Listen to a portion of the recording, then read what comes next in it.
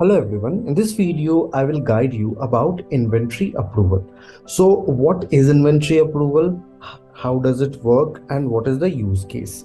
So first of all, let us go to our inventory module.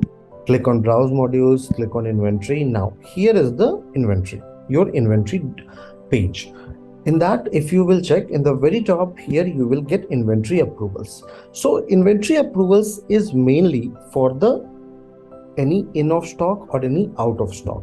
So suppose if any of the request is coming to the inventory and your approval is manual. In our system we do have two types of approval.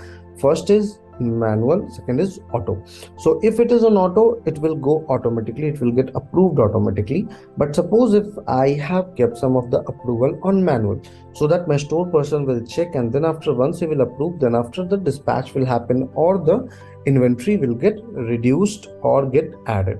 So for that you need to keep it manual. So please check, these are some of the process and challan approval which are into pending, as because these are on the manual. So I can very well go ahead and show you that here are the approval status filter, in which I can go ahead and check the approved one as well. So let's take an example for pending.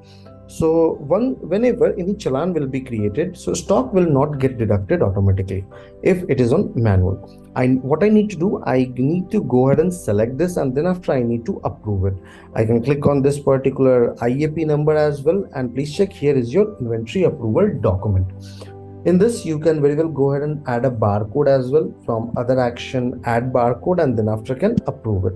So this is how you can use your inventory approval, so that each and every deduction or addition from your inventory of stock should happen after your store person approved that particular approval. I hope this video will be helpful to you in order to manage your inventory approval. Have a good day ahead.